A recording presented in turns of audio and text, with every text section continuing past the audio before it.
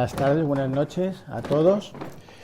Bueno, daros las gracias por estar aquí en este local de la Gran Logia de España y sobre todo agradecer a los miembros de la logia y en la persona del gran maestre don Javier Escalada, y también, ¿por qué no decirlo, no? Pues darle las gracias al gran arquitecto del universo, porque es el que de alguna forma él ha hecho que ahora estemos todos aquí reunidos.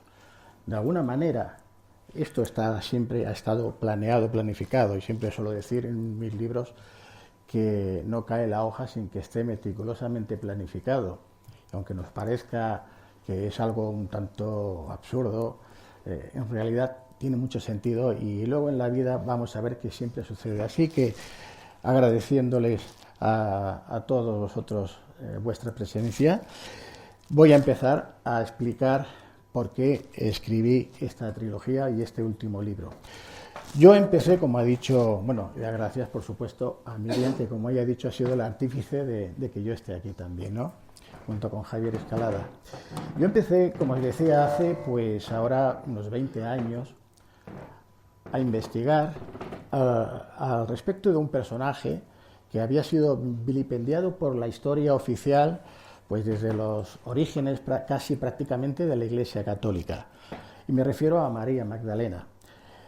Aunque se ha escrito mucho, se ha hablado mucho, si era o no la esposa de Jesús, si era o no la madre de la descendencia de Jesús, si realmente era esa prostituta de la que la Iglesia Católica había hablado en diversas ocasiones, a pesar de que no existe ninguna prueba, no existía ningún documento, pues este personaje desde el inicio llamó poderosamente mi atención y me puse a investigar. Y bien, fruto de esta investigación fue el primer libro que publiqué, que es el que ahora os voy a mostrar aquí. Vaya hombre, pues parece ser que... A ver qué ha ocurrido aquí. A ver si sale. Sí, bueno. Bien, estos son los 3 libros que hemos estado comentando.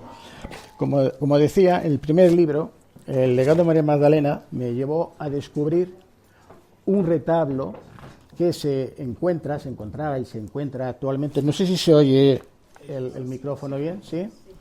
Bien, me llevó a descubrir un retablo donde se mostraba esa evidencia física que yo necesitaba encontrar, una prueba física que demostrase de alguna forma que María Magdalena efectivamente era la esposa, la koinonos de Jesús, y que además era la madre de la descendencia de Jesús.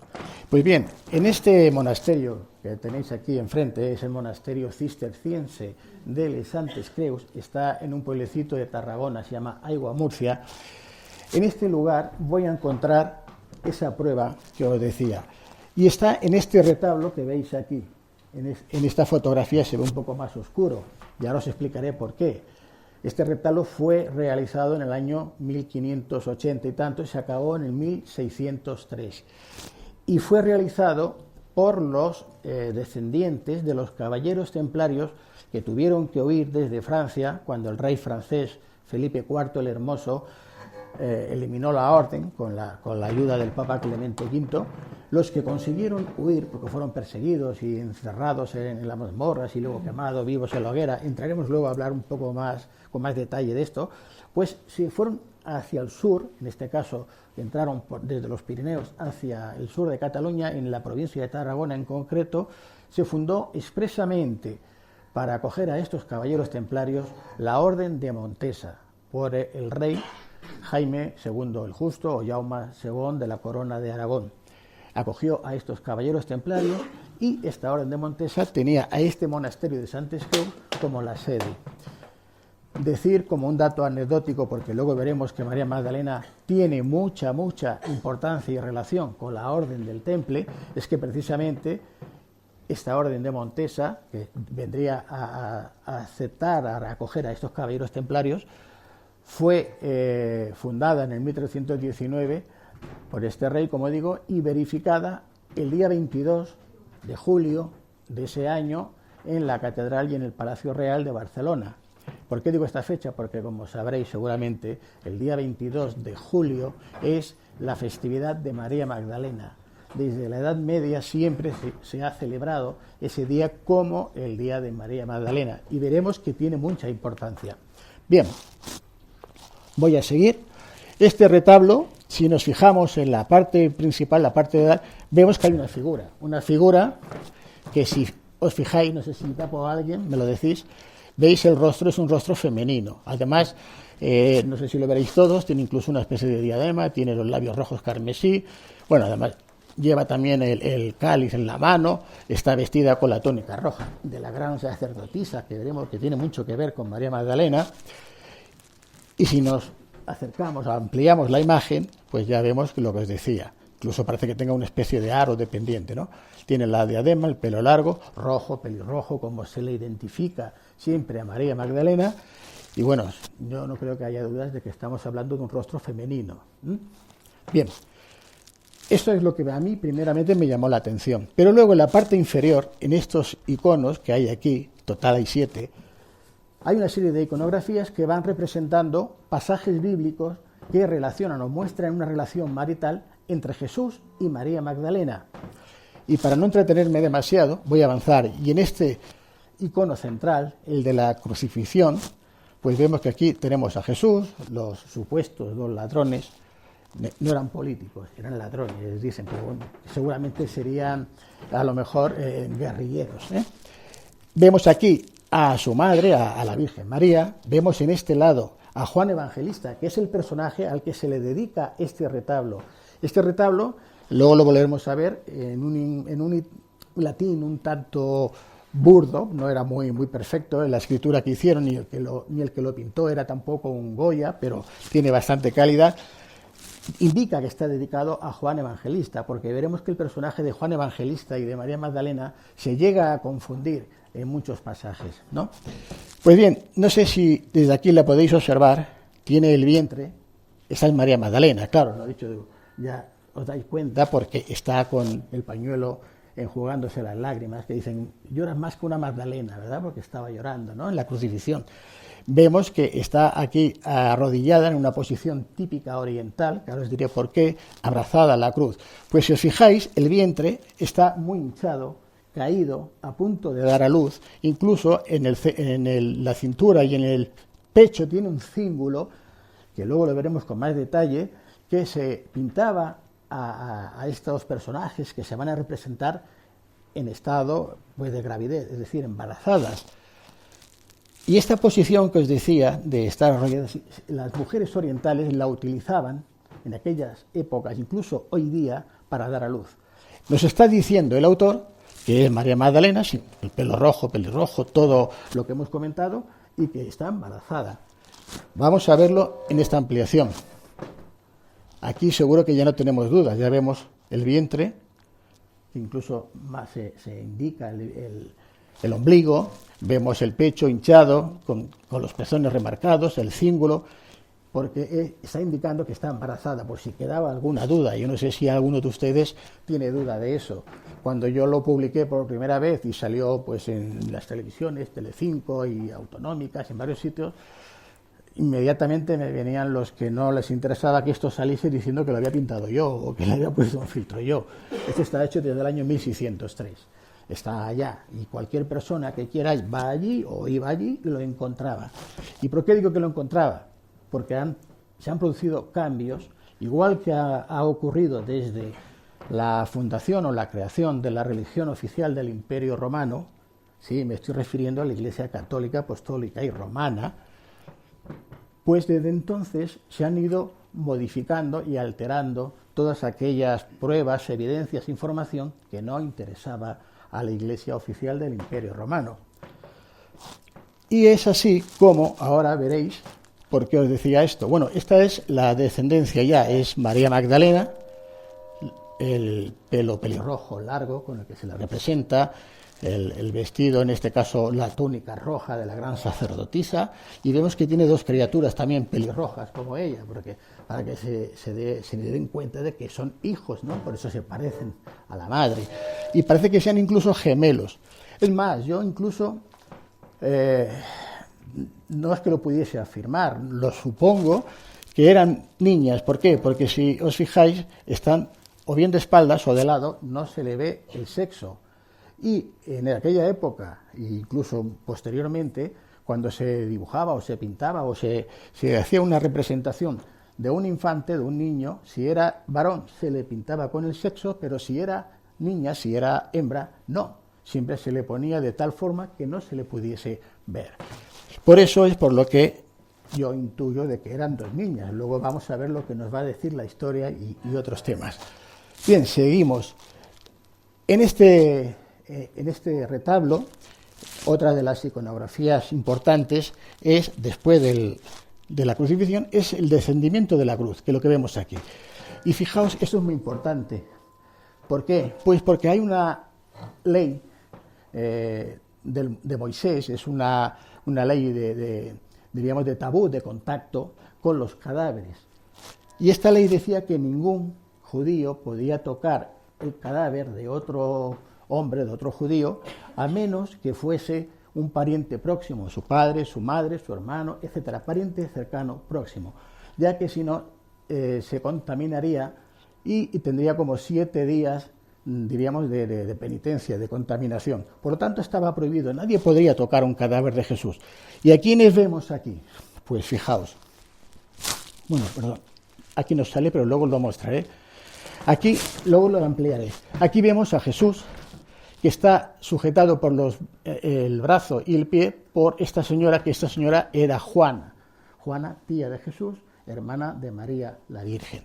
Aquí tenemos a otra señora que también está sujetando a Jesús, y esta es María de Cleofás, también tía, la que estaba casada con el sacerdote Cleofás. Aquí vemos a su madre, no sé si desde aquí podéis verlo mejor.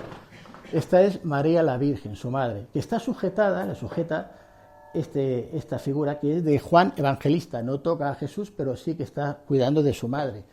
Y aquí tenemos a otro personaje, que no se ve aquí ahora muy bien, luego lo veremos con ampliación, es de José de Arimatea.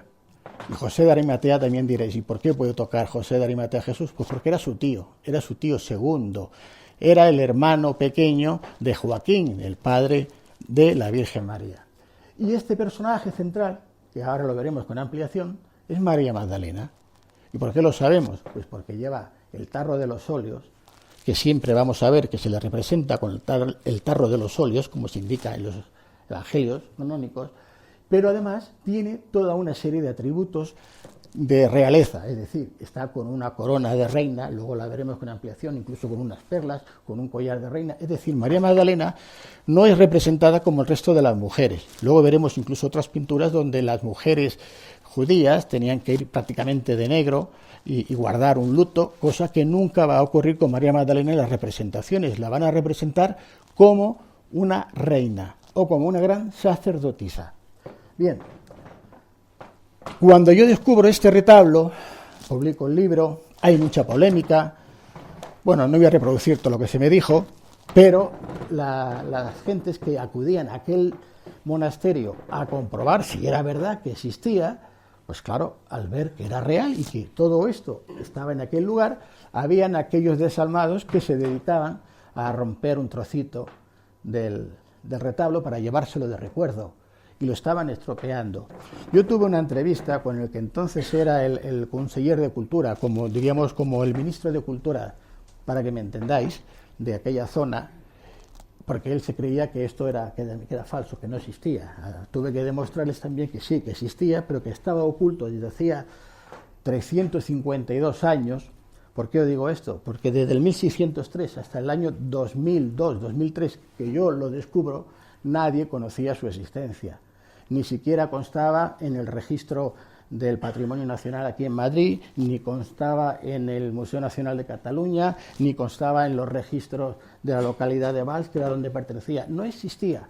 Claro, no existía a efectos legales. Sí que existía para los caballeros templarios, que lo dejaron este mensaje de la única forma que podían hacer. Porque en aquellas fechas, como yo cuento en los otros libros anteriores, los abades eran designados democráticamente por los monjes y eran de forma vitalicia, es decir, para toda la vida.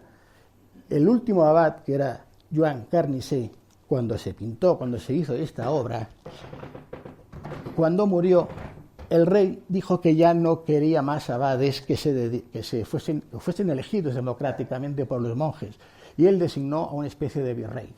Los monjes que quedaron en ese espacio de tiempo, en ese interín que no tenían el abad ya, es cuando se dedicaron a realizar este retablo y pintar todo esto y dejar esa información. Una información que hasta entonces, y luego veremos lo que sucedía, era una gran herejía. Bueno, de hecho sigue siéndolo hoy, lo que pasa es que ahora no creo que vengan a quemarme, pero en aquella época me habrían quemado. De hecho, a todos los que decían o pensaban o habían leído un libro o les habían contado que Jesús era un hombre que se había casado con María Magdalena, que por supuesto era una prostituta que tenía descendencia, automáticamente ibas a la hoguera y eras quemado vivo. Entonces, no es como ahora que puedes pintar en una pared lo que te dé la gana y como mucho pues el ayuntamiento te pone una multa. Entonces te cogían, te llevaban a la tortura para que el alma se pudiera salvar, pero luego te quemaban y te mataban. Entonces esta información que se había ido transmitiendo de boca a oído, cuando vieron que ya no les permitían continuar como hasta entonces, en esta iglesia monacal, porque no era una iglesia de culto público, era solamente para los monjes, ahí se dejó este mensaje. Y quedó durante 352 años, que es desde el momento que fue realizado hasta que yo lo encontré. Por lo tanto, nadie conocía esta existencia. Pero es más, un detalle que quiero contar es que nosotros tenemos constancia de que Jesús y María Magdalena fueron esposos y tuvieron descendencia, y ahora entraremos a explicar, gracias a los que se llaman, o los documentos que se conocemos como evangelios apócrifos. Esos evangelios apócrifos se encuentran en la ciudad de Nag Hammadi, en el Alto Egipto, y se encuentran en el año 1945. Es decir, que desde la fundación de la Iglesia Católica, que hablaremos de ello en el 325, hasta el año 1945, el público en general, digo el público en general porque en el Vaticano sí que lo sabían, no tenía ni idea de la existencia de esta información, de lo que decían estos documentos, estos evangelios apócrifos, que hablaremos de ellos ahora.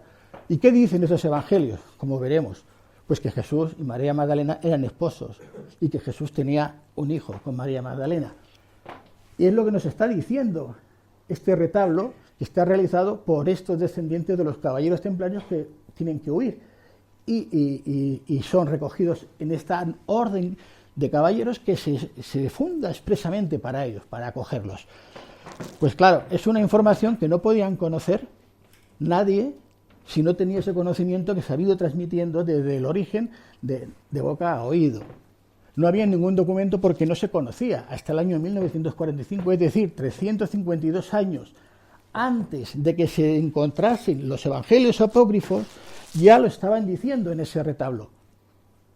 ¿Entienden por qué digo la importancia de esto, no? No es, si ahora encontramos una pintura que nos está explicando todo eso, pero que se ha realizado después de 1945, pues siempre se puede decir, bueno, claro, lo ha leído en ese evangelio y lo que ha hecho ha sido ahora representarlo. Pero no, es que la pintura ya existía 352 años antes de que se descubriesen los evangelios apócrifos donde habla de Jesús y de María Magdalena. Por eso quería hacer esta puntualización. Bien, como decía, yo estaba aquí en esta imagen. Este es el director del Centro de Restauración de Bienes Muebles de Cataluña, que es donde un buen día decidieron al final, después de hablar con este representante, que protegieran este retablo porque tenía un bien cultural muy, muy importante, no solo por la calidad, que no es que fuese muy importante, sino por lo que representaba, porque era el único que existía, que explicaba, como si fuese un cómic, como un tebeo, con estos iconos, explicaba toda esta relación marital de Jesús y de María Magdalena. Y ahora veremos con toda la historia que pasó. Entonces, cuando por fin, en el año 2011, de 2005 a 2011, pues van 6 años. 6 años después, me entero de que lo habían retirado del monasterio para restaurarlo. Yo solicito las autorizaciones pertinentes que se me conceden, porque quiero ver lo que van a hacer. Quiero ver si realmente lo van a restaurar o qué van a hacer, porque ya me lo he encontrado con otras obras que no interesa que se vea cómo están, dicen que lo restauran y lo que hacen es que lo cambian. Y cuando llego aquí le digo a este hombre, le explico lo que es, porque él al principio se pensaban, dice, mira, este es otro como Dan Brown y tal, que estaba hablando con la señora. Digo, no, yo no soy Dan Brown, y le explico. Y digo, mira, esto es María Magdalena, aquí está. Y el hombre, cuando le acabo de explicar todo, aquí yo le vi contando todo, el retablo ya se empezaba a desmontar, le digo cómo incluso había modificado alguna imagen, que era María Magdalena, y la señora que está con él le dice, sí, con la placa de rayos X se ve lo que él dice. Bueno, al final, estas son las últimas fotografías que hay del retablo antes de la restauración. Las muestro porque luego veremos en las ampliaciones las diferencias. Este hombre, cuando le digo medio en broma, medio en serio, oye, no la iréis a quitar la barriga ahora, ¿no? No, hombre, no, nosotros no hacemos eso. Digo, porque cosas peores he visto, pero las fotos originales, las primeras, ya están publicadas. O sea que si quitáis o hacéis algo, va a ser peor, va a ser más escandaloso, quizás. Bueno, él dice que no. Y aquí tenéis las últimas fotografías donde veis perfectamente que está embarazada con el vientre muy caído. Este es el retablo original. Además estaba en una sala, en un lateral de la iglesia, sin apenas luz, con mucha sombra. Aquello estaba muy descuidado. Después de la restauración, lo vemos así. Y claro, a primera vista uno mira y dice, pues qué trabajo más bien hecho, ¿no? Está todo limpio, arreglado, incluso más luminosidad, han abierto alguna luz. Y bueno, voy a hacer fotografías y voy a ver si realmente lo han dejado bien, sin cambiar nada. Observo la primera fotografía del supuesto Juan Evangelista, que ahora veremos que hasta le han cambiado la identidad, y ya me llamaba la atención porque ya no era el mismo. Y cuando lo miro con más detalle, digo, pues si ya no es la mujer femenina que vi antes, digo, si me parece un travesti. Digo, ¿pero qué han hecho? Bueno, miro el que tengo, la foto original, veis que no se parecen nada, ¿no? Vamos a ver los dos comparados. Fijaos la diferencia. Fijaos, este es el original, este es el original, este es el que está restaurado. Un niño de 4 años igual lo hace mejor. Yo digo, bueno, igual es que han cogido a un restaurador becario de estos que el pobre no sabe, pero se suponía que no, que estaba en manos del director. Me voy al icono central, al más importante, y vuelvo a hacer la foto y a mirar, y aquí han cambiado algo, ya no es la misma. Vuelvo a comparar con la original. ¿Veis la diferencia? ¿Veis el vientre abultado, caído? Si lo ponemos los dos, aquí está la ampliación y aquí está el restaurado. Le han puesto sombras. Todo esto de aquí son más sombras. Aquí se ven los pliegues de la barriga y se ve cómo es todo esto la barriga. Aquí no, aquí parece que sea solamente esto. Aquí se ve el cíngulo de la embarazada que le pintan con el del pecho, con los pezones. Aquí ya desaparece. Y le ponen más sombras en los pechos. Ya no se ve igual. A simple vista te tienes que fijar mucho y así se disimula. Ya parece que ya no está tan embarazada. Ya le han quitado unos cuantos meses de embarazo. Bueno, me voy al icono del descendimiento de la cruz. Y digo, uy, aquí ya me han cambiado más cosas. Este es el restaurado, el nuevo. Este es el antiguo, el original. Hay una diferencia bárbara. Fijaos aquí, ¿veis? Esta es la corona de María Magdalena, que además está con el halo de santidad.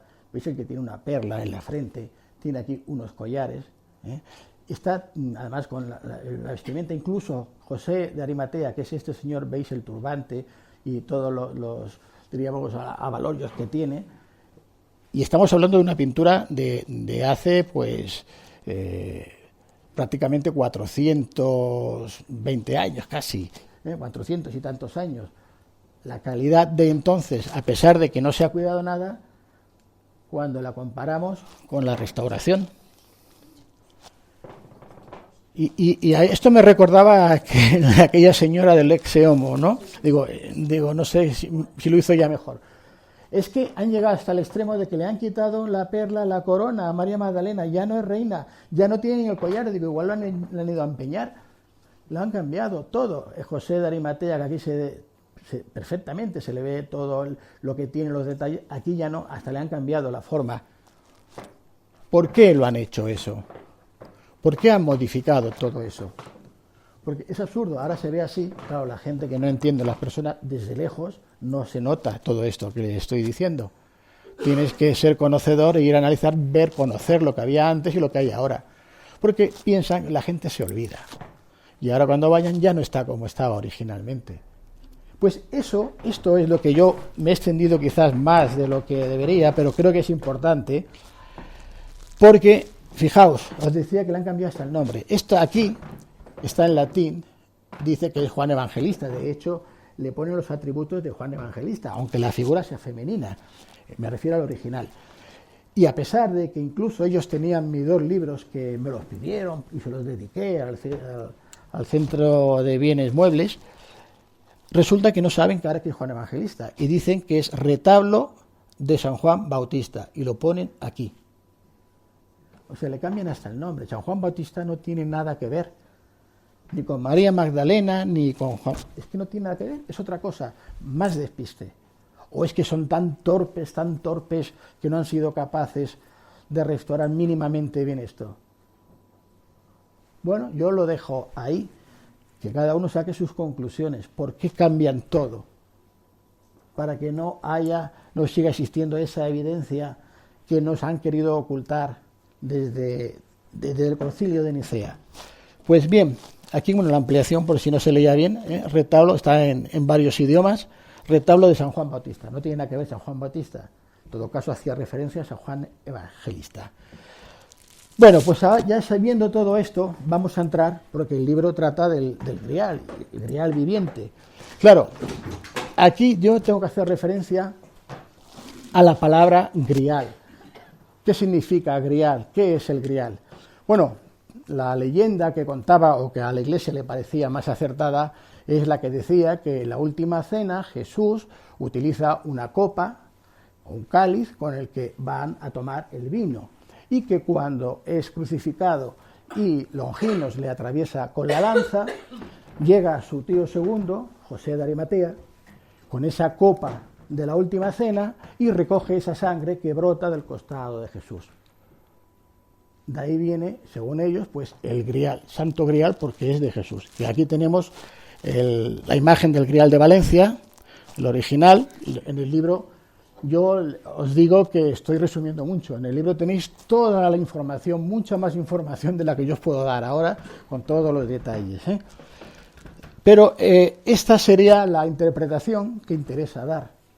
El grial, como recipiente que contenga esa sangre de Cristo, sí, pero no es un objeto, no es una copa.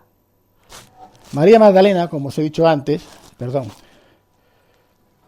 a ver, aquí, María Magdalena también es un recipiente, un contenedor, que contiene la sangre de Jesús, porque está embarazada de Jesús, por lo tanto, la sangre de Jesús está en su vientre, contiene la sangre de Jesús. ¿Y por qué es real?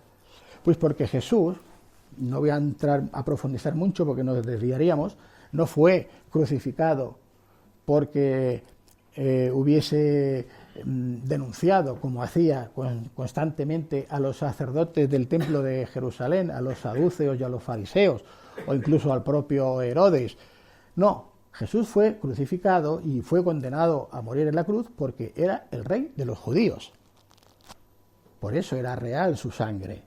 Y por eso hemos visto a María Magdalena en la cruz embarazada, abrazada, que luego tiene que huir, que en el segundo libro, que es el triunfo de María Magdalena, aquí narro toda esa expedición, toda esa huida. ¿Por qué tiene que huir María Magdalena?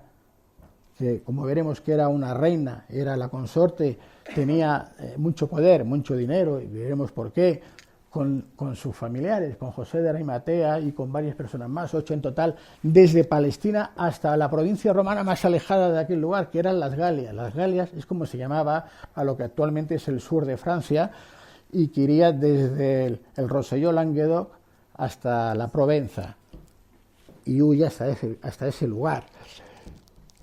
precisamente para que no la maten, no a ella sola, a la descendencia, porque una vez muerto el rey, el hijo, viva el rey, y claro, el hijo aún estaba por nacer, así que tenía que huir para que no mataran a su hijo, porque el padre había sido crucificado por ser el rey de los judíos. Aquí ya os podría explicar mucho más, pero no quiero ahora porque me faltará tiempo luego si queréis, si alguien lo quiere, entraremos por qué era así. Bien, entonces, Sangrial, y cuando el Santo Grial, Sangrial, es una palabra occitana. Occitana es como es esta zona del sur de Francia, que era un territorio entonces de la corona de Aragón y de los condes de Barcelona. Era una zona que se hablaba una especie de catalán antiguo, para que me entendáis lo que no conozcáis el occitano. Y en occitano, Sangrial significa sang de sangre se escribe así, como tenéis aquí, y real o real, sangre real. Así que Sangrial lo que significa es sangre real, no el cáliz que nos dicen. Bien. Antes os decía que habían documentos que hablaban, documentos tan antiguos, tan coetáneos de los evangelios canónicos, como es este del evangelio apócrifo de Felipe, que fue encontrado, como os he dicho, en Najamadín en 1945.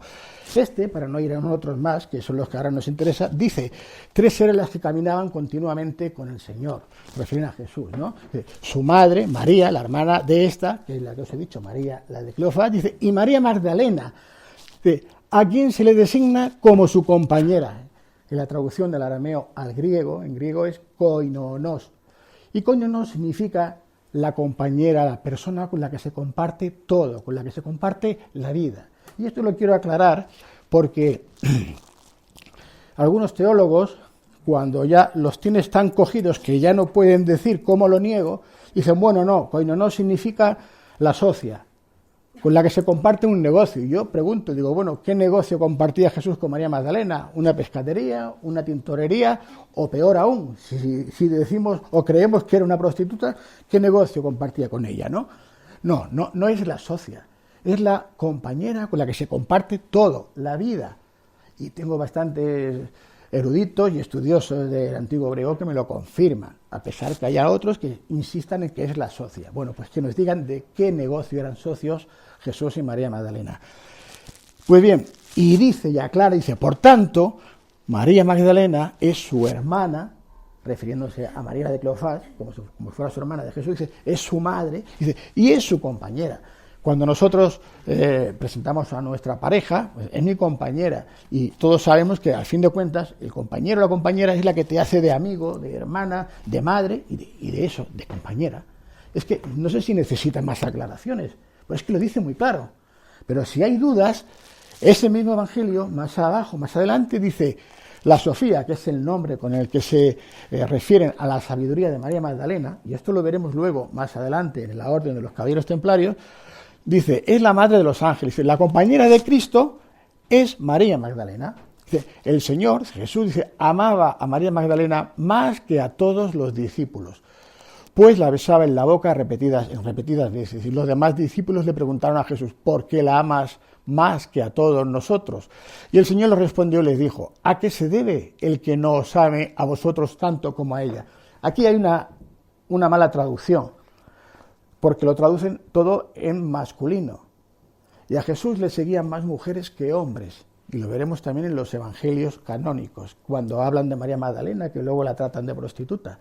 Y la traducción correcta, aquí, perdón, se me ha vuelto a pasar.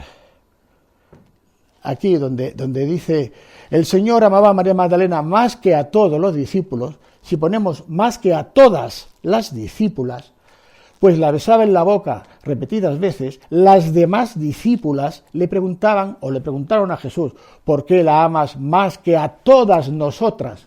Y el Señor le respondió y les dijo, ¿a qué se debe el que no os ame a vosotras tanto como a ella? Porque ella es mi mujer, es mi koinonos. Ahora sí que se entiende, ¿no? Porque esta traducción original no se entendía mucho. Porque se quejaban los demás apóstoles que a María Magdalena besaba en la boca y a ellos no. Hombre, no. Está claro. Y bueno, y ya este otro párrafo dice, hay un hijo del hombre, Jesús se hacía llamar a sí mismo el hijo del hombre, y hay un hijo del hombre, es decir, y Jesús tiene otro hijo. Parece un galimatías, pero lo voy a explicar despacio. El Señor, Jesús, dice, es el Hijo del Hombre. Jesús es el Hijo del Hombre. Y el Hijo del Hombre es aquel que fue hecho por el Hijo del Hombre. Bueno, pues dice, y el Hijo de Jesús es el que fue hecho por Jesús. Parece un galimatías, pero está diciendo que Jesús tiene un hijo. Dice, el Hijo del Hombre recibió de Dios la facultad de crear. Él, Jesús, tiene también la de engendrar. Por lo tanto, en este Evangelio de Felipe, que se encuentra en Nag Hammadi, que fue ocultado por los monjes de Nicea en el año 325, y ahora hablaremos cuándo se lleva a cabo y por qué, no interesaba a la Iglesia que iba a formar parte del Imperio Romano, que iba a ser la religión oficial del Imperio Romano, que hasta entonces los cristianos que existían, que eran los seguidores de Saulo de Tarso, otro judío romanizado de que si tiempo hablaremos, que este fue alias San Pablo, como conocemos en la Iglesia Católica, ¿no? Este fue el que se inventó una serie de cuestiones y el que realmente fundó esa religión o esa secta de cristianos, porque la palabra de cristianos viene cuando San Pablo dice, Yeshua, el Galileo, ya ha muerto, dejad ya de seguir a Yeshua, ahora hay que seguir al Cristos, otra palabra traducida al griego que significa el rey ungido o el ungido, el sacerdote ungido, y de ahí vienen los cristianos, los que siguen al Cristos. Y eso se lo inventa San Pablo, Saulo de Tarso, que no llegó a conocer a Jesús. Si hay tiempo hablaremos más de eso. Bueno, es que tengo que decirle muchas cosas y voy mal de tiempo. Como decía, es en el concilio de Nicea, en el 325, que lo va a convocar no el Papa de entonces, que era Silvestre I, no. Lo convoca el emperador Constantino I Magno, que acababa de ganar la batalla de Bilmo al César de Oriente y se convierte por primera vez en el primer emperador que va a unificar todo el Imperio Romano. Y necesita una religión que estaba teniendo mucho auge entonces, que era la de estos cristianos seguidores de San Pablo. Y es cuando se pone de acuerdo, organiza este concilio en Nicea y incluso en aquella época, hacía muy poco tiempo, y quizás algún obispo que aún estaba en las cárceles porque habían sido perseguidos por el otro emperador, por Diocleciano. Habréis visto películas de romanos donde salían los cristianos al ruedo, ¿no? Y los leones y tal. Bueno, pues los cristianos de entonces habían sido perseguidos por el Imperio Romano, pero le interesaba porque estaban teniendo mucho auge. Así que les propone otorgarles una serie, diríamos, de privilegios, que serían, en primer lugar, les cede templos y palacios. Al Papa Silvestre I le cede el Palacio de Letrán, de San Juan de Letrán, que luego veremos todo lo que pasa allá. A los sacerdotes, a los obispos, les da los templos, las iglesias. A partir de entonces, los santos pasan a ser también parte de estas adoraciones que hasta entonces estaba prohibida. En la Biblia y lo que decía Jesús, no se adoraba ninguna imagen, ni ninguna estatua, ni ningún santo. A partir de entonces, sí, se hacen las quemas de incienso en las iglesias, en las homilías, que eso es diríamos, era como un hecho, una libación que hacían los romanos en la religión que practicaba el emperador Constantino I, que era la del Solis Invictus. Constantino era el sumo pontífice del Solis Invictus, es decir, de la adoración del sol victorioso. Y se va a producir un sincretismo entre esta religión pagana del Solis Invictus y esa nueva religión cristiana que acaba de surgir. Y entonces, cuando en este concilio se llevan a cabo la creación de esta nueva religión, que se va a llamar religión católica, apostólica y romana, que veis que ni aparece el nombre de Jesús por ningún sitio, ni de cristianos, ni de nada, es la que luego va a ostentar el poder también juntamente en el Estado, porque va a formar parte del Estado, porque los obispos van a tener el privilegio de cambiar una sentencia que un juez haya dictado si a ellos no les conviene. Y el obispo cambiaba la sentencia que había dictado ese juez.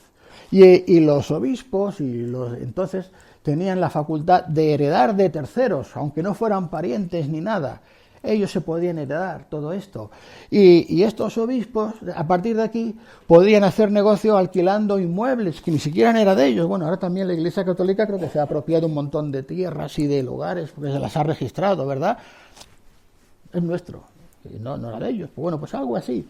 Bueno, y un largo etcétera. La tonsura de los curas, en la cabeza, el anillo de bodas, todas estas cosas que la mayoría de personas quizás no le ha prestado atención, son consecuencia de ese sincretismo, de esa unificación entre la religión pagana del Solis Invictus y la nueva religión que se va a fundar entonces, la religión católica, apostólica y romana. ¿Y qué pasa? Pues hombre, que te necesitan un Dios. Porque los romanos, pueblo que invadían, Dios que se apropiaban. Y aquí, claro, necesitaban un Dios para la nueva religión. Y al que seguían, o al Cristo que ellos seguían, tenían que hacerlo Dios. Porque todos lo conocían, que había sido un hombre y que había nacido de María, etc. Luego, más adelante, incluso a su madre la tuvieron que hacer reina, y por eso en el concilio de Éfeso, en el 431, es cuando se designa que María no puede ser una mujer y tiene que ser la Theotokos, la madre de Dios, en griego. Así que a Jesús es cuando hacen el credo niceno, que aquí empiezan ya los primeros problemas entre los propios sacerdotes y los obispos en el propio concilio de Nicea. Porque los que están de acuerdo en que Jesús es Dios, dicen que Dios se ha hecho hombre en la figura de Jesús. Y los que dicen que no, que Jesús es una criatura creada por Dios, son los que van a ser los partidarios de Arrio. Arrio es un personaje que luego será obispo incluso, pero no quiero entrar en materia, pero bueno, fue excomulgado, fue expulsado, desterrado. Luego tuvo los seguidores, los arrianismos, los arrianos, que veremos que va a tener mucha incidencia, sobre todo en la península ibérica, y ya es expulsado, es desterrado y es excomulgado en el propio concilio de Nicea. Simplemente por esto, porque los seguidores de Arrio decían que Jesús era una creación de Dios, no era Dios. Solo por esto. A partir de ahí, cualquiera que dijese o pensara sencillamente que Jesús no era Dios, ya no se limitaban con desterrarlo, ya les cortaban la cabeza, como veremos, o los quemaban vivos. Y más adelante, cuando ya se instauró y ya por real decreto se dijo que la madre de Jesús, María, tenía que ser la madre de Dios y además virgen perpetua, pues también Jesús era el octavo, era el primero, pero tuvo 8 hermanos. 5 hermanos y 3 hermanas, que también lo cuento en el libro con todos los detalles. Bien, seguimos.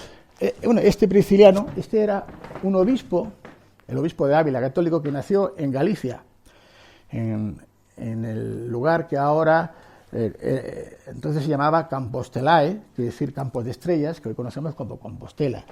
Este hombre, en el 340 más o menos, que es cuando nació, pues poco después, se dedicó a realizar un camino que iba por el norte de la península ibérica, desde Galicia hasta el sur de Francia, hasta las tierras donde llegó María Magdalena con las criaturas, donde allí en el sur de Francia, es donde se llevaría a cabo el resurgir de estos cristianos, les voy a llamar cristianos para que no nos confundamos, de corte gnóstico, porque son los primeros cristianos, que también se dedicó la Iglesia Católica a eliminarlos. Entonces este hombre hizo este camino en el siglo IV y tenía muchos seguidores. ¿Por qué? Porque él, al contrario de los otros obispos de Roma, permitía que las mujeres interviniesen también en la misa, en la homilía, como el hombre, y les permitía cantar, y eso era un eso era motivo de herejía. Entonces no se lo consentían.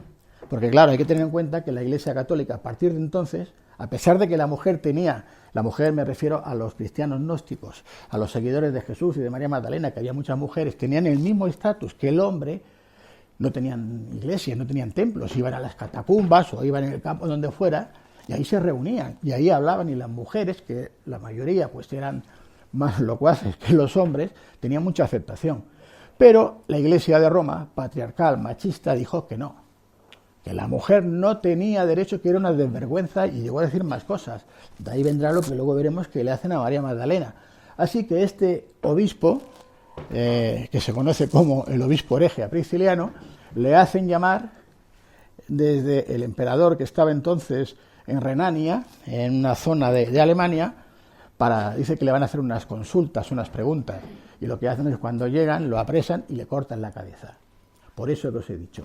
Como tenía muchos seguidores, sus seguidores cogen su resto con su cabeza y lo trasladan desde Renania, siguiendo ese camino que él utilizaba para sus predicaciones, y lo entierran donde nació, en Galicia, en Campostelae. Bueno, a cabo de unos años, de unos siglos, en el siglo VIII aproximadamente, un obispo que veía que allí siempre había cúmulo de feligreses, de seguidores que seguían yendo al lugar, pues dijo que nada, que había descubierto la tumba de Santiago Apóstol. Y Santiago Apóstol, que nunca ha estado en España, ni vivo ni muerto, pues apareció ahí enterrado. Eran los restos de Prisciliano. Y se tuvo que hacer, pues lo que ahora es la basílica o el templo de Santiago de Compostela. Y ahí tenemos la urna de plata y tal. Y bueno, y la gente se piensa, porque claro, cuando alguien preguntaba, ¿y cómo llegó? No, porque fue un milagro y llegó con una barca de piedra. Y claro, pues como fue un milagro, pues pudo ir con una barca de piedra desde allá hasta acá. Bueno, veremos que hay muchos milagros de estos, que la Iglesia siempre lo tiene muy fácil, porque si todos son milagros o son autos de fe, y claro, cuando es un auto de fe, pues no tienen explicación, tienes que creer, o sí, nada más. Y entonces vamos a ver que este hombre, este camino que os decía, que es el que vemos aquí, ahora lo vamos a ver, como lo conocemos como el camino de Santiago, o el camino de Jacobeo, o como lo queramos ver. Pero este camino lo van a utilizar más adelante, siglos después, una orden de monjes y guerreros, que veremos que van a tener mucha importancia en toda esta historia, que se van a llamar como los caballeros o los pobres hermanos de Cristo. Luego se va a cambiar el nombre por caballeros de Cristo, o templarios, etcétera. Luego lo explicaremos. Y este recorrido va a ser también muy, muy importante porque se va a utilizar como un recorrido iniciático. Vamos a ver lo que pasó. Bueno, esto es lo de Santiago de Compostela, lo que os comentaba. Y este camino, incluso, la Orden de los Caballeros Templarios, como decía, lo van a utilizar mediante un juego que lo conocemos nosotros como juego, que es el juego de la oca. El juego de la oca, que lo utilizaron los templarios, o por lo menos se llegó a popularizar gracias a ellos, utilizando 13 ocas, que luego veremos que el 13, las ocas blancas cantarinas, tiene una importancia muy grande en toda esta historia, que lo explico en primer lugar en los primeros capítulos del libro, es donde ellos van a iniciar ese camino iniciático, porque en cada parada se les indica a ese iniciado qué es lo que va a encontrar y cómo va a tener que proceder. Perdón.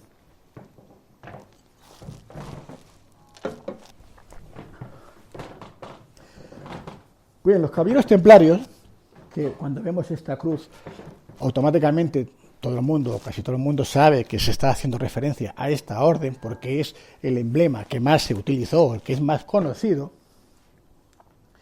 van a realizar ese camino, como os he dicho, con ese fin de que sirva como un proceso de iniciación. De hecho, si en las partes, digamos, en los inicios del camino, nos fijamos en algunos lugares, como es aquí en Navarra, en el Puente de la Reina, vamos a ver que existe una cruz que no es muy normal verla en otros sitios. Esta es la cruz patada, la cruz paté, que sería como las estrías de la pata de la oca. ¿Veis? Ahora, si lo dibujo encima, ahora lo veis bien, ¿no? Esta sería la cruz paté, o sea, la cruz patada, por decirlo así. Tiene un significado para los caballeros templarios, igual que tiene un significado la cruz latina, igual que tiene un significado la cruz Tau, que tiene una forma de T. Cada una de estas cruces tiene un significado para el iniciado. Que no voy a entrar en todo ello, que lo tenéis en el libro. Os lo digo simplemente para que sepáis que todo esto se explica con detalle. ¿Bien? Claro, cuando nos dicen la cruz templaria, pues como es pata de oca, pues si unimos las 4 patas de oca, como vemos aquí, se nos forma esta cruz paté. No voy a deciros más ahora, lo vais a ver después. Veremos si realmente obedece a esa explicación o no.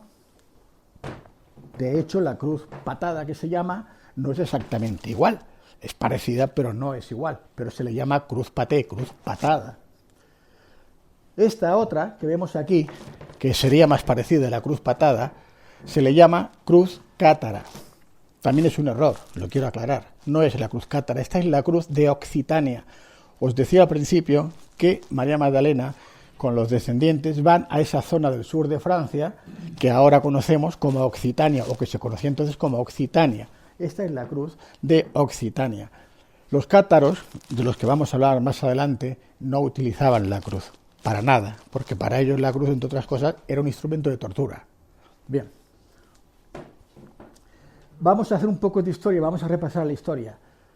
Cuando los bárbaros empiezan a invadir y llega ya en el siglo V al Imperio Romano y de alguna forma invaden este imperio, empieza a surgir una dinastía que conocemos como la de los merovingios, que habréis oído hablar mucho de ellos, que se dicen que ellos son descendientes de Jesús y de María Magdalena.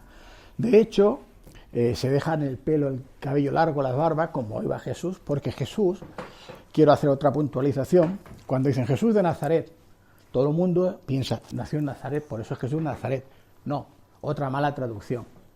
Jesús no nace en Nazaret, ni siquiera en Belén, que tampoco, que lo hacen para coincidir con la profecía de Isaías.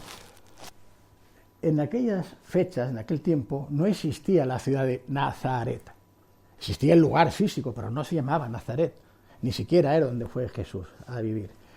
Lo que ocurre es que en la traducción, él era perteneciente a una secta o subsecta judía de los esenios, que entre otras peculiaridades que tenían era la de dejarse el cabello muy largo, porque eran como una especie de promesas que hacían de no cortarse el pelo en un año o tal, la barba, una serie como nosotros diríamos ahora voy a hacer una promesa, ¿no?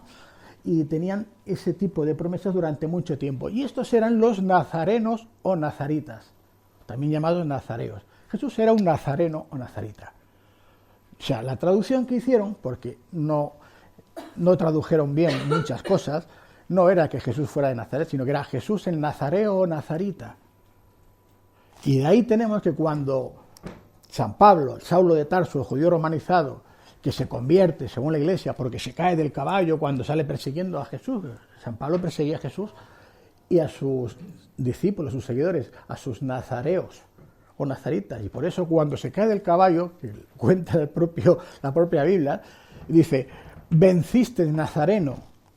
No le dice ni Jesús, ni Yeshua, ni nada. Venciste en Nazareno, porque se está refiriendo al nazareno, al nazarita, al perteneciente a la secta de los nazarios o nazaritas. Bien, por eso os digo que cuando estos descendientes ya se dan a presentar, porque cuando la religión católica apostólica romana pasa a formar parte del Estado, el Papa, después de morir el emperador Constantino I, hereda el título de sumo pontífice. Y me preguntaréis, ¿el sumo pontífice de qué? Pues de la religión pagana del Solis Invictus. Y es el que dice que él tiene el poder de coronar a los reyes. Y el rey que no se someta a la voluntad del Papa, os recuerdo que en esa época y la Edad Media, incluso después, los papas eran los que tenían más ejércitos y más poder que nadie. Ahora lo tiene el Vaticano, pero entonces era el propio Papa, ¿no? Entonces, estos descendientes decían que ellos no tenían que someterse al Papa porque ellos venían directamente de la línea de Jesús y de María Magdalena. Y eso a la Iglesia de Roma, al Vaticano, no le hizo ninguna gracia. Es más, ya cuando el propio Papa Clemente Silvestre I, que no acudió al Concilio de Nicea, como os he dicho, lo organizó el propio emperador, no fue ni el Papa Silvestre I, le fueron a visitar los descendientes directos de Jesús. Su hermano Santiago, su primo Jacobo fueron los primeros obispos de Jerusalén. Santiago, por cierto, lo mataron lapidándolo, tirándolo desde el campanario, desde la iglesia de Jerusalén, desde el templo de allá. Si alguien se cree que se hundió con la barca de piedra, no, lo mataron porque se cayó de allá. Entonces los descendientes, en el 318, 7 años antes de llevarse a cabo el Concilio de Nicea, se le presentan al Papa Silvestre I y se quejan porque estaban ordenando obispos a los griegos, les estaban dando, diríamos, más facilidades y les estaban poniendo como en preferencia sobre ellos, que ellos se consideraban la Iglesia Madre, etc. Y el Papa Silvestre les dice que se olviden ya de Jesús y de que Jesús es el que tiene que regir, que a partir de ese momento, porque ya lo había decidido Dios, es el emperador Constantino el que va a estar a la cabeza de la Iglesia de Roma. Y que todo se va a hacer de acuerdo a lo que dictamine, en este caso, Constantino. Eso lo dijo este Papa Silvestre I. Eso estaba, no sé si aún seguirá estando, en los archivos secretos del Vaticano, que ahí, si supierais lo que hay, no lo saben ni ellos, pero había un sacerdote que estuvo en el Vaticano muchos años. Esto lo publicó, yo en el libro pongo todos los datos, los nombres y las fechas.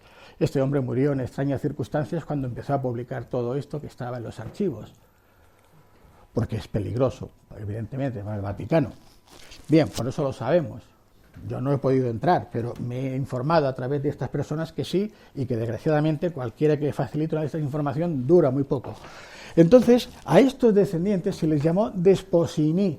Desposini es otra palabra griega que significa los que pertenecen al Señor, es decir, los que son de Jesús, los descendientes, los familiares, desposini. Y veremos que en el libro explico toda una serie de acciones que llevó a cabo la Iglesia de Roma del Vaticano para eliminar a todos los descendientes, a todos los desposini que encontró. Por eso cuando aparecen los reyes, estos melenudos barbudos de los merovingios, diciendo que ellos no van a someterse al Papa, la Iglesia lo primero que hace es ordenar acabar con ellos.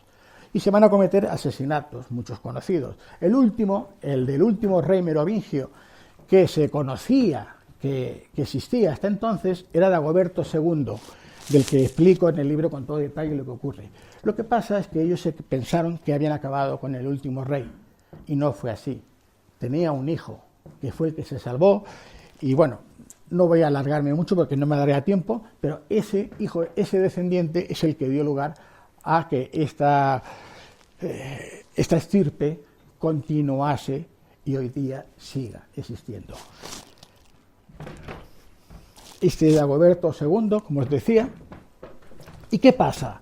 Hemos dicho que la Iglesia decía que María Magdalena era una prostituta.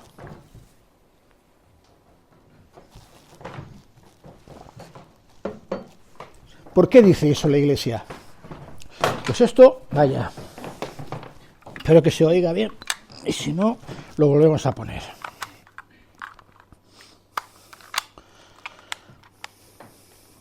¿Se me oye? Sí, ¿no? Bueno, en los evangelios canónicos, los que la Iglesia acepta como parten del canon, como el canon, son 4. El de Marcos, el de Mateo, el de Lucas y el de Juan. Estos 3 primeros, Marco, Mateo y Lucas, se les conoce como los evangelios sinópticos, que quiere decir que están confeccionados más o menos siguiendo el mismo estilo y diciendo prácticamente lo mismo. Y en cambio el de Juan, ese Juan evangelista que os hablaba al principio, ese es de corte gnóstico, ese tiene otro estilo, más literario incluso, ¿bien? Pero son los únicos 4 evangelios que la Iglesia aceptó en el canon. Todos los demás, estos que hemos hablado, que hay cientos, que se consideran apócrifos porque no son aceptados por la Iglesia, son los que la Iglesia eliminó o intentó eliminar, exceptuando los que esos monjes consiguieron proteger, ocultar en unas jarras en una cueva de Nag Hammadi. Pues bien, en el año 591, 14 de septiembre de ese año, en el palacio de Letrán, de San Juan de Letrán, el Papa Gregorio I Magno, no se le ocurre otra cosa que en esa homilía decir: ¿y quién es María Magdalena?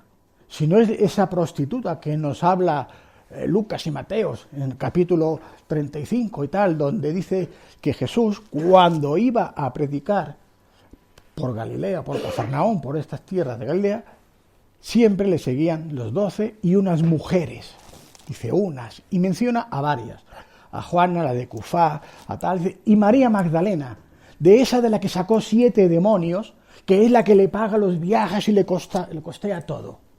O sea, Jesús viajaba gracias a que María Magdalena le pagaba los viajes. Claro, es que María Magdalena era reina, es que venía de la nobleza, es que tenía medios, tenía poder, tenía dinero, y Jesús no iba solo, iba acompañado, no pagaba solo, toma para tu bocadillo, para el McDonald's, para ti solo, no, tenía un séquito. Y esas mujeres colaboraban pagando los gastos, los viajes del maestro, de su esposo. ¿Y por qué dice que le sacó 7 demonios? Pues porque María Magdalena tenía una enfermedad que hoy día se conoce como epilepsia. Y ahora todos sabemos lo que es un ataque epiléptico. Es que una persona, cuando tiene un ataque epiléptico, cae al suelo, se puede incluso morder la lengua, que es por lo que se puede atragantar, saca espuma por la boca, tiene convulsiones. Cuando eso hace 2000 años lo ven las gentes en una persona que cae al suelo con estas convulsiones y tiene este aspecto, lo primero que decían es que tiene los 7 demonios dentro. Era una expresión que significaba que estaba poseída por los 7 demonios. Y claro, cuando Jesús, cuando la conoce, como explico en el primer libro, y la cura de esa epilepsia, pues dicen, de la que Jesús le sacó los 7 demonios. Esta era aquella María Magdalena a la que Jesús le sacó los 7 demonios. Bueno, María Magdalena no tenía ningunos demonios, no le sacó nada. Pero, ¿cómo? En ese versículo de Mateo, de Lucas, cuando dice que a Jesús le seguían mujeres y entre ellas estaba María Magdalena, de la que le habían sacado 7 demonios, pues ya está, dice, esta que era la mujer tal, y yo no quiero que las mujeres estén aquí representadas como alguien importante, digo, pues ¿quién es? Pues esa es la pecadora de todos los vicios. Y así lo dice el Papa Gregorio, y se queda tan pancho, que yo le preguntaría que me diga él cuáles son todos los vicios, que parece que los conocía.